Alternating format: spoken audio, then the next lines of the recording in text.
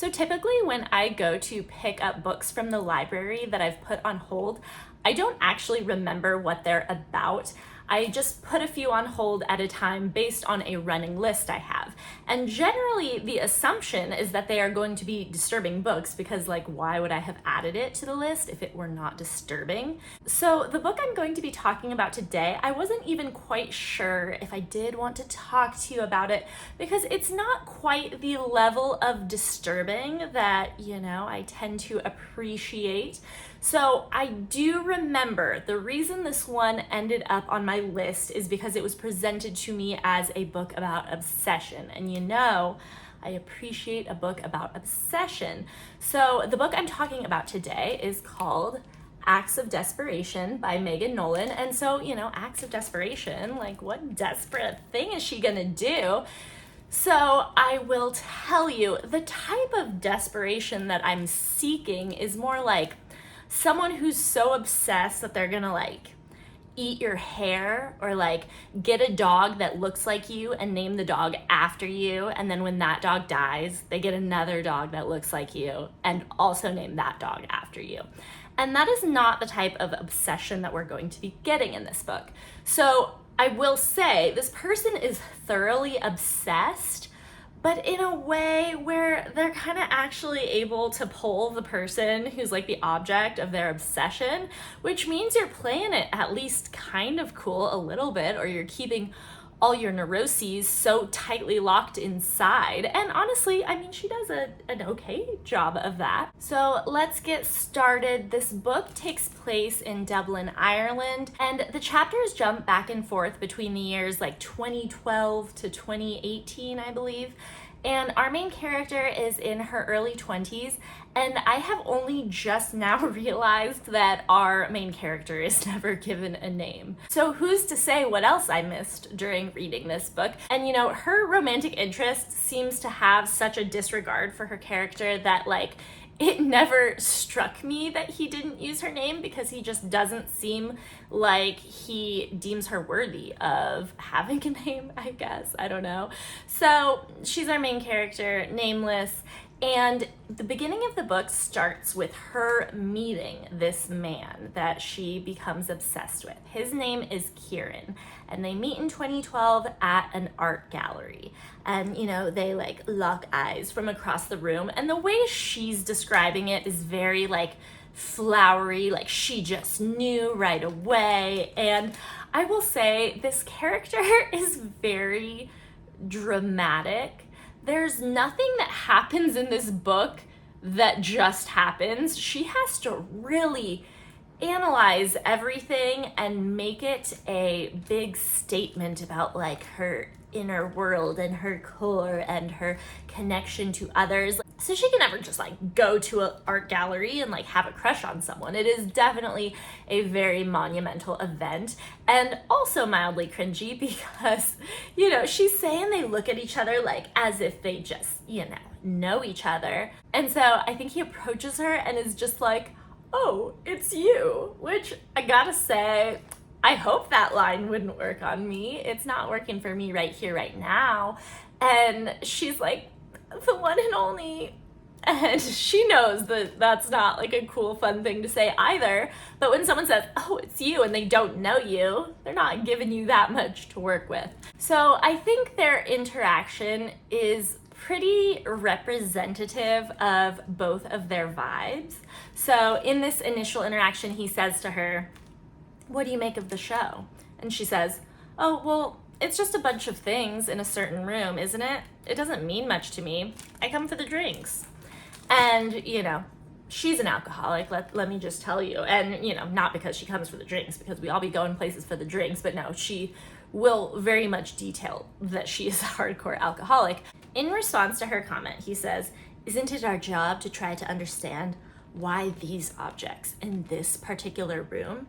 And she's trying to figure out if he's joking a little bit, and he is just very deadpan, very serious. He just doesn't really seem like he's got a little funny bone in his body. She's asking if he wants to get out of there, get a drink, and I guess he can't at the moment, but he writes his phone number on a napkin and is would you like to go on a walk with me tomorrow?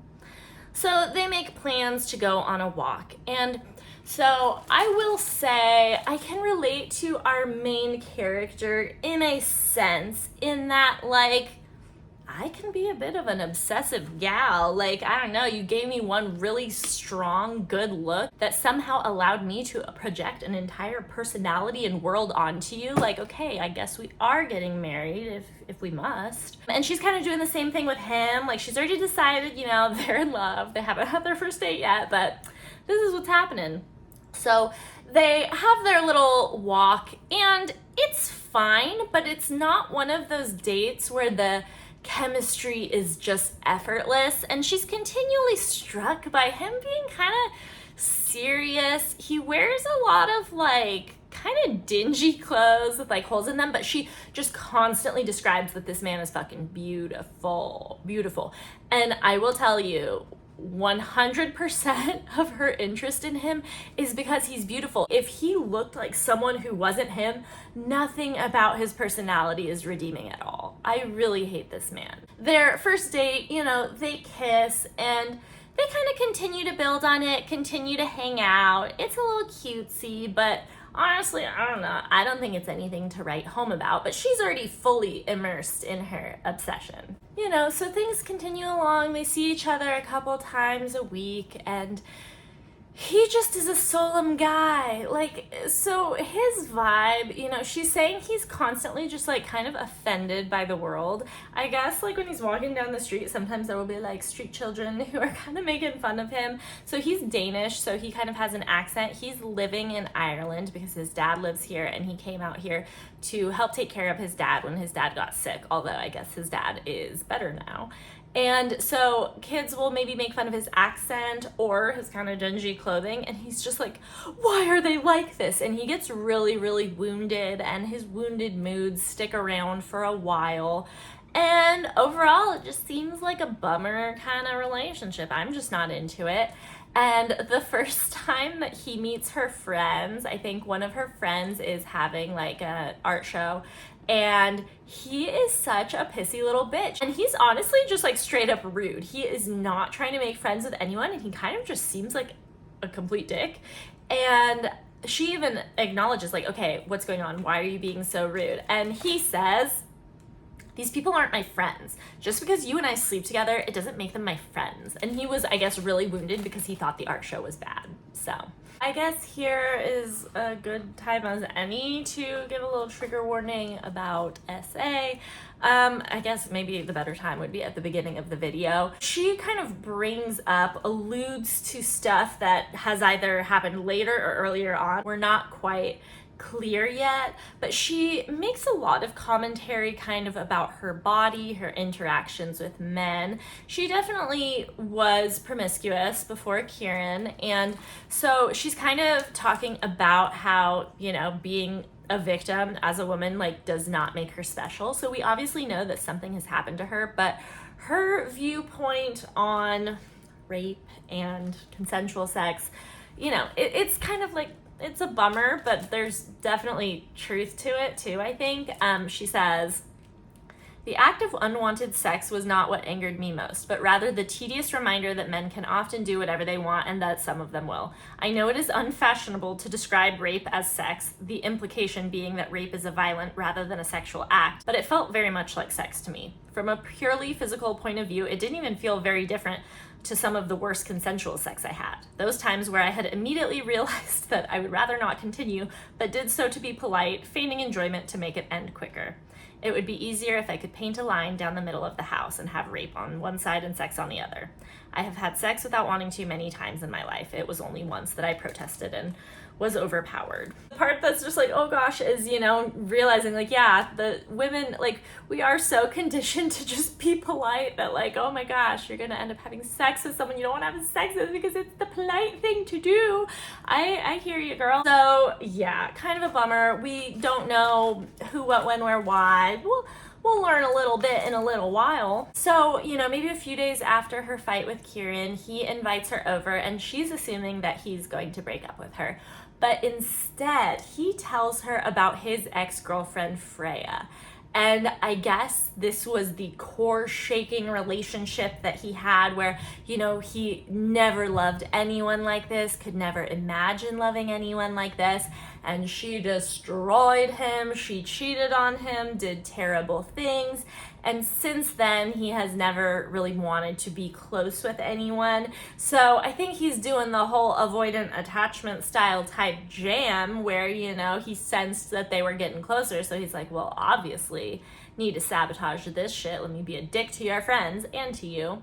So, I don't think he realizes that is not going to dissuade her. I will tell you, he is the biggest dick throughout the book. And kind of almost, it's like the more he's a dick, the more she just leans in, because girl has an anxious attachment style, so they just complement each other so nice. Throughout their relationship, Kieran just kind of makes these little bitchy comments where, he'll ask her, oh, how many people have you slept with? And she totally lies and way undershoots it. And he's like, well, I've slept with that many people too, and you're way younger than me. Oh my God, why do people do this? Why are people like that? So he's just like the little bitch boy. One day, he just super casually brings up that he's writing a book of poems about Freya, his ex-girlfriend. Can you imagine your man telling you about all the poems he is currently actively writing about his ex? And he's been sending them to her to get her thoughts, just some professional correspondence. And this is a total gut punch to her. But the thing is, he does not permit her to have a reaction to this. Any, input that she might have, any feelings she might have, what a fucking loser bitch for not being okay with this. I don't know. He's just, everything about him. I'm really curious, if we could have had this be an illustrated book where I could see his face, would I be forgiving any of these things? Because this is crazy. So, she has her intense reaction. She's wailing. He's like, don't be a child, and what have you. Now, one day, he leaves his laptop open. He is not present, and she realizes she can get up in there, dig around. What's she gonna find? And she finds his emails to Freya. They have been corresponding an absurd amount. They talk constantly. It seems like they're in a relationship from how much they're talking. And the crazy thing is, this is not the type of stuff that you could be like, oh, we're just friends. You can't be mad about this. No, you should 100% be mad about this. His ex, Freya, is literally talking about our main character, being like, she's a little chubby now. I know you guys definitely don't have what we had. And, I don't know. They're both kind of just shitting on her. But okay, here's the crazy thing about our main character. So throughout the book, there will be stuff like this that happens. And on one hand, she's horrified. But there's this part of her that almost wants to feel as much pain as she can in connection to this person. And she almost wants them to be talking about her. But not even in a good way. It's really strange and I don't quite understand, but it's definitely a pattern of hers. So that night after reading this, when they get into bed, she goes and snuggles up to him. She's just so happy that she's the one in bed with him. Whereas to me, if I'm reading you talking shit about me with your ex, I don't want to touch you. Dead to me. So yeah, kind of an interesting reaction to have to it. So also, none of her friends like Kieran. Obviously, we get to hear, some other undesirable traits that he has. So he's super cheap. She's constantly having to pay for everything for him. But it's not just that. It's okay, so let's say they go out to a restaurant with a group of colleagues. I think there's one point at which there's this intern girl who is a couple dollars short of a bill where it's everybody was kind of splitting it, paying for their own portion. And I guess her portion was just a couple dollars more than what she had. And Kieran makes a huge show of it. Well, why would you order this thing if it's $15 if you don't have $15? That is crazy. And he's making a huge fuss of it in front of everyone, where this girl is mortified and someone else pays for her because what is this guy doing? And he is so righteous about it, and no one is patting him on the back, being like, totally. So like, it's just crazy that he really does like live in his own world, and I don't know, something that is right or wrong to him, that is what it is. There's no chance that like there's any gray or anyone else could feel a different way. Like, this is just how it is. So Christmas is approaching, and like a week before Christmas, Kieran actually gets her a brooch. I hate this word. Brooch. He gets her that, and it has a little note, and it says, "Happy Christmas, you're a beautiful woman and I love you." And she is over the moon. This is the first time he's ever said that he loved her. And immediately after this, she already had a plan to go spend Christmas with her dad. And so she does that. You know, he doesn't live in town, and she hates to be away from Kieran. You know, normally she kind of cancels all her plans. She, over time, stops hanging out with her friends almost completely because, you know, she doesn't want to do anything other than spend time with him because it's obviously just so much fun. But so she's with her dad, and she's noticing she's not getting any texts from Kieran. She'll text him, he won't text her back. She calls him, he's not answering. And I guess normally, because, you know, this is like a little while ago, so I think they were like, you know, paying to like put minutes on his phone or what have you, or whatever, a messaging limit, you know what it is. And he would just kind of let that shit run out. So she was like always paying for him to have more because she wanted to talk to him. So she's texting and calling him for days leading up to Christmas, and he is not responding. And she starts getting genuinely worried because obviously right before she left, he had told her that he loved her for the first time. So of course there's no way that like there could be anything wrong within the relationship. There must be something bad that happened to him.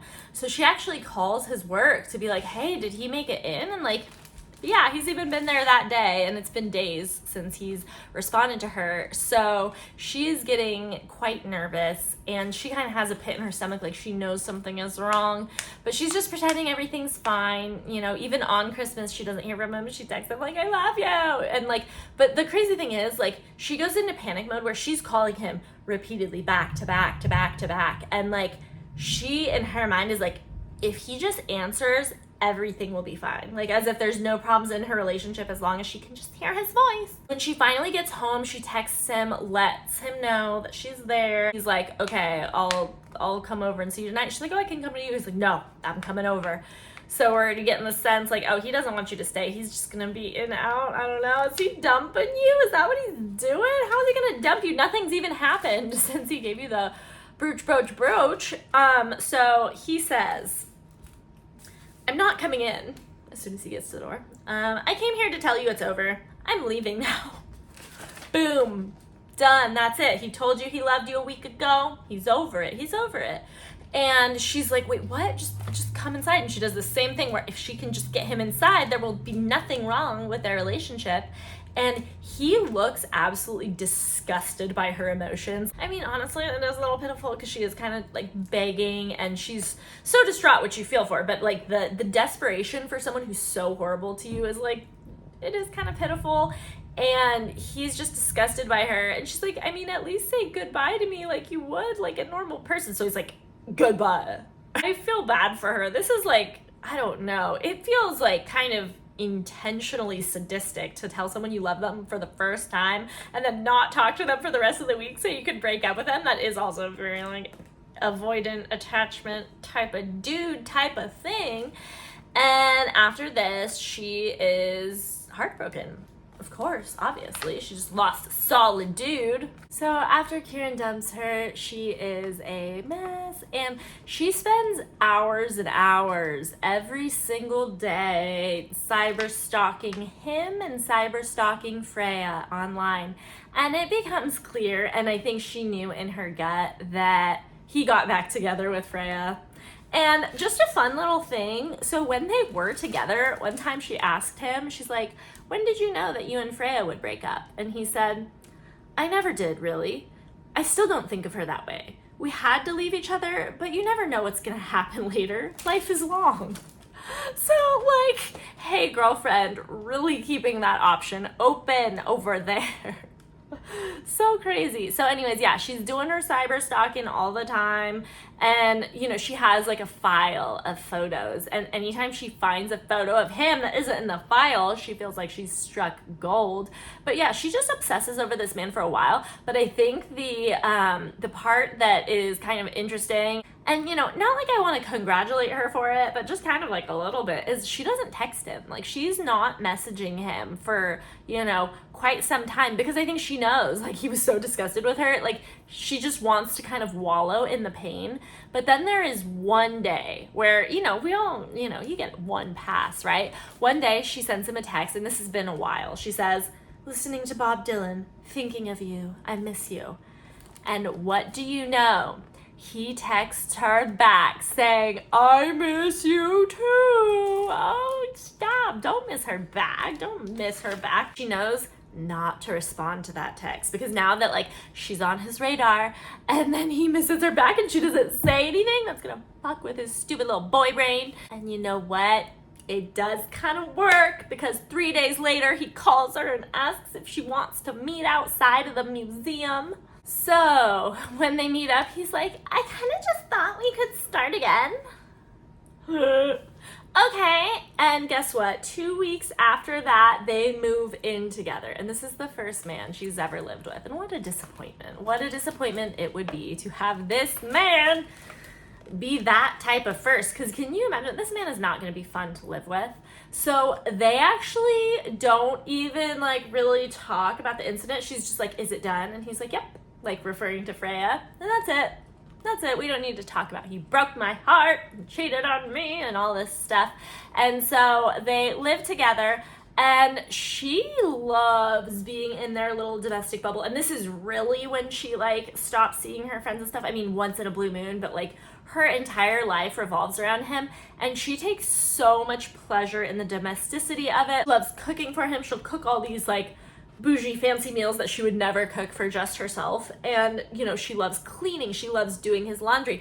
And she basically talks about how she kind of wants him to not even realize that he can't live without her, by like making his life so easy in terms of like all the physical chores, in a way where he doesn't even have to think about it, like where she doesn't even say that she's doing it. So like he doesn't even know why his life has become so easy, but if he were ever to try to leave her, all of a sudden it's so much harder. And then he'll just associate like, "Oh, life is so hard without her," And, I mean, obviously this man has good moods sometimes. He's not a piece of shit every second of every day. Obviously there has to be like a couple things that are worthwhile, but kind of later in the book, she sort of realizes like, were there that many of those though? Or did I really just hone in on the couple few times? Because otherwise, like, how did I put up with everything else? Why would I put up with everything else? And part of it too is she's like, "Oh, I think I kind of put up with it," because she kind of likes this horrible dynamic. There's something about it, even though he's like kind of constantly just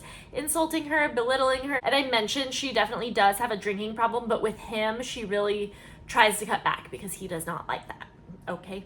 So their relationship actually continues on for a number of years, which honestly feels surprising, but they become pretty accustomed to each other. And it's continued to be filled with like stuff like, I don't know, he'll kind of just have these like weird jealous moments where it's not like the type of jealousy that makes you feel like wanted. It's almost like disgusted. Like, so one time they accidentally run into like an ex-boyfriend of hers, and because I think it was like when they were on vacation, so they were out of town, so he just thinks like, "Oh, you swing your dick and we hit one of your boyfriends," kind of thing. And he just gets so like upset, as if she's somehow like personally responsible for this happening. So he's just it's just kind of unfortunately like a very general level of just toxicness.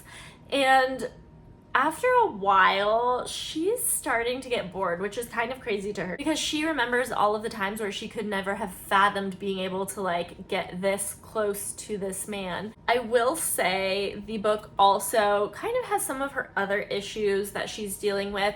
She does have an eating disorder. She does struggle with self-harm. So her issues are not, only within the context of relationships, but she almost kind of does some of the stuff like kind of even acknowledges that it's like kind of hoping that, he'll make comments about the things and he doesn't really make comments about the things. Like, she almost like wants him to care that she's not eating and he doesn't care. And so, there kind of continues to be some power struggles between them. She's kind of drinking even though he doesn't like it. And I don't know. There's honestly, it doesn't feel like a ton of particularly monumental stuff is happening. He does continue to talk to Freya though. I will tell you that. He really just is like, oh, but she's a friend. Like, she's not allowed to be uncomfortable with that despite the fact that he like left her for Freya before. So, okay, cool. So as I mentioned, she is starting to lose interest in sex with Kieran, and it's not because, the kind of natural ebb and flow of, your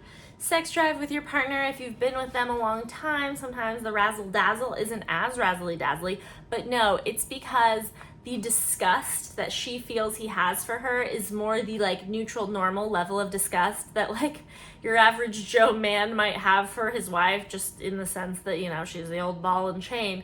Whereas she misses when he was genuinely disgusted by her and kind of her emotions. Like, there'd be times where they'd be having sex, like, she's going down on him and he just looks bored and he's just like smoking a cigarette and like just does not care that she exists kind of vibe. Like, she loves the vibe of like, he doesn't care I exist, and he's not really doing that. It's just kind of like, oh yeah, you exist, that's fine, I don't really love it, but like that's not disturbed enough for her.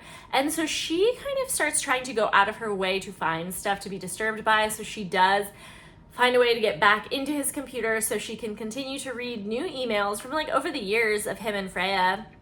And she'll even find like pictures of them from when like they had sex, and like she's disturbed that the emails are not disturbing enough. Like, yeah, they continue to make like kind of rude, snide comments about her, but like she's saying at this point, she's like, but they don't even want to like murder me or anything. So like she's like continuing to need more and more kind of this fucked up, disgusted hatred directed in her direction, and she's just not getting it, so her needs are not being met. And so, as I mentioned, one of Kieran's really sore spots is the fact that Freya cheated on him. And our girl always wanted to show Kieran that, not everyone's gonna hurt you, like love can be good. But really she's like, no, like I won't hurt you, my love is good, but everyone else sucks. But what do you know? Because she decides to start cheating on Kieran, and this happens in multiple instances. She meets up with her like high school love that was always kind of the one who got away. They never had sex, but she has sex with him now, and then she kind of just starts going at it with some like random people. She almost likes having sex with people who disgust her. She actually has sex with this one guy who like kind of has a girlfriend. Like, it becomes like a regular thing. Like, they be doing that pretty consistently. So she's kind of like almost like having an affair, and she always kind of thought he would like smell it on her. Like, when she first started doing this, like, she'll just kind of go out and get drunk and like her phone will die. At a certain point, she like stops coming home at night. The first night that happens, he was really worried about her, but then in the future, it kind of just seems like less and less. Like, he's just not giving that much of a fuck, but he's just assuming she's just kind of partying and hanging out with friends. He's not assuming that she's cheating on him, because at this point, she's kind of so not that dazzled by Kieran, even though in her mind she's still telling herself that she loves him. She decides to sleep with a young man who shares a studio with Kieran, not to live. I think honestly, I kind of filed away whatever he does for work as like, I don't care. I think it has something to do with art. So it's an art studio. I don't feel like he's an artist though, is how I feel. I don't know. Don't listen to me. Well, but listen to me, just not this piece. But, okay, so she decides to sleep with this young man he shares a studio with, and the young man just kind of surprised that she's even trying to sleep with him, because she was just there to see if Kieran was there, and he was not, and she just kind of puts on the Ritz for him. And so during this sexual encounter, it's kind of weird because he goes from being super timid to then like erratically violent, kind of hitting and pinching her and like just weird spots, but he'll just alternate back and forth, and like she's not like complaining or saying no or anything. I think she's just kind of surprised by it. And afterward, in the morning, she wakes up and there's like a tarp on her, because I guess it is an art studio. Leah, pay attention to the book. So she wakes up and her whole body is bruised and bloody because this dude did be kind of beating the shit out of her a little bit.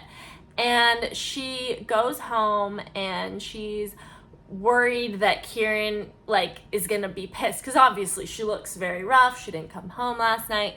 One thing that I want to note is once she started getting kind of bored and less enchanted by Kieran, she started keeping diaries of not only like kind of her complaints about Kieran, but all of the men that she wanted to fuck, all the men she was fucking, kind of all the darkest, innermost pieces of her. She was writing in these diaries, especially about how she was bored because Kieran was no longer disgusted enough with her, and she wanted him to be disgusted and kind of hurt her and wound her and all of this stuff. And so she gets home thinking that Kieran's going to be upset, but she also realizes, you know what, I've had enough. This isn't working. I'm going to break up with him. So that's her plan when she gets home, because she already knows like it's going to be clear. So she's like, you know what, gonna break up with him. And this is actually also after considering running off with the man she was kind of having this weird affair with, despite him having a girlfriend. But she decides, like, you know what, no, I can't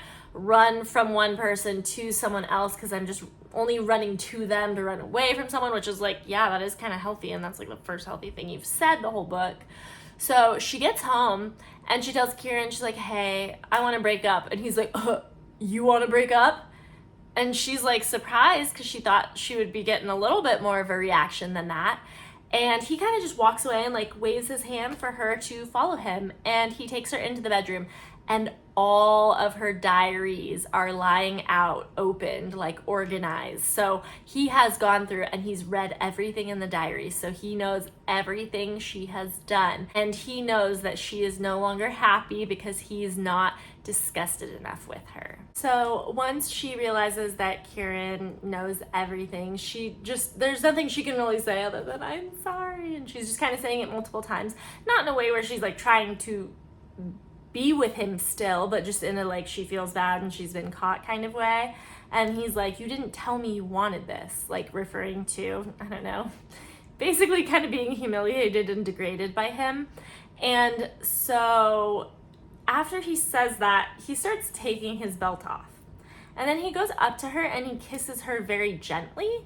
And so she's kind of confused, but like she's just so kind of relieved to be getting this gentle kiss from him that she's just kind of rolling with it. And then he like kind of goes to like touch her and like goes towards her panties. And then all of a sudden he's like super violent, kind of like grabbing him like and like kind of hurts her while he's doing it. And she's like, hey. And then kind of just out of nowhere, he is having sex with her and she's not feeling it. So it's not just sex, he is assaulting her. And so he slaps her in the face and she's not having a good time. At first, when she was thinking it was just going to be sex, she's telling herself, you know what, if it's just this, I can do this, I can deal with it, and then I can go.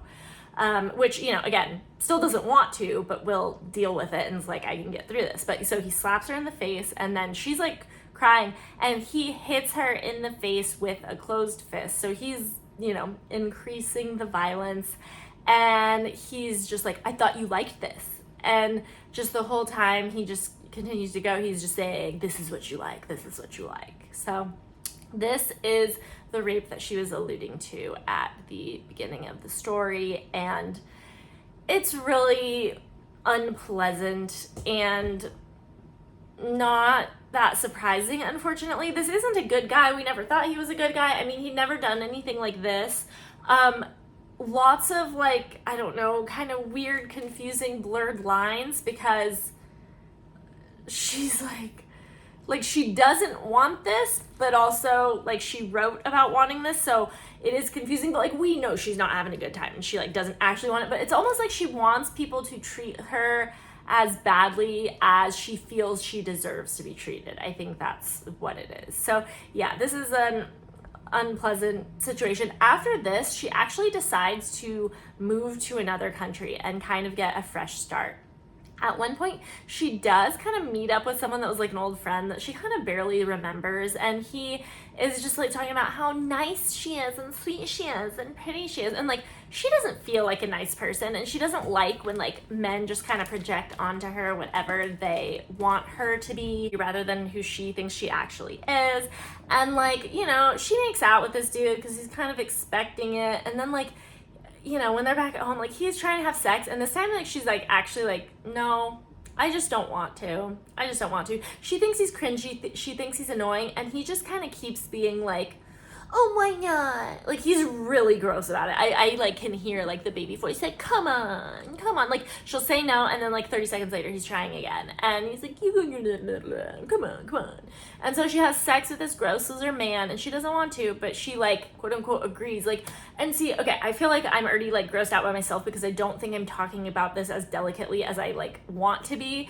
But I think the reason this is a good book is because everything is such like a gray area. We can hear her thoughts. So she's like, I just decide to do it. Like she is making a choice to say yes, but she doesn't want to. So like, I think it is kind of important to have these like scenes illustrated for us where it's not so cut and dry, black and white, and it's not always violent, but it's like, this do be happening a lot, which is unfortunate. And so after this loser guy, you know, she basically decides that she is going to figure out like who she is, what she likes, because that was one thing, like her whole relationship with Kieran, she kind of like had no idea who she was. Like she was like, I will try to make myself as little of an existing human as possible so that I can just like fill in whatever spots he wants me to fill in and like not exist in any sort of way that's offensive, which is honestly a bummer. So that's basically how the book ends. You know, she decides like she's gonna go find herself. Like she still hasn't got it together. Like she don't got it together. She's still kind of a mess, but she's like making a conscious choice to you know, try to figure out who she is and find things that are satisfying that aren't romantic relationships or sex. But what's really interesting is she keeps saying that like her decision to move and to try to do this was not brave. She's like, I feel like it was braver to put myself in a situation where I was like purposefully being destroyed every day. That took more bravery. So, you know, interesting perspective. I also feel kind of like a dick about the fact that I'm like, this book isn't disturbing enough, because like obviously something horrible happened to her and her core wounds that be leaking out all over the place throughout the whole book. It is upsetting, and it is technically like disturbing. Yes. I'm not saying it's not, but it's not like she was eating his hair. She didn't get a dog that looked like him. She didn't name it after him. You know, all of these like weird things. It's more just like unpleasant bleak, where I like weird disturbing. Like that's what I'm looking for. She did not collect his toenail clippings in a jar. I feel like we could have added something like that in there. So I did enjoy this book, but I guess I was kind of waiting for something that like, I don't know, he was a piece of shit throughout the whole book, and it ended with him being a piece of shit. Like I guess I thought there was going to be something more that like I guess I didn't see coming, and not that I knew exactly what was gonna happen. I don't know if I like recommend it with like a capital R, but like you could check it out. I think this might be like the least disturbing of all the books I've covered, perhaps. I don't know. I think actually maybe I've done some fun ones. Maybe? I don't know. Have I? I don't know. Don't ask me. Thank you for listening to this kind of more just like weird, bleak relational one. Yeah, I don't know how I feel. So hopefully the other books that I get from the library are a little more poppin'. I will say the other one I got that I thought also was an obsession book that I'm reading right now, also not like that amazing. So we'll find something. Someone will get decapitated soon, I'm sure. So thank you for joining me. I'll see you next time.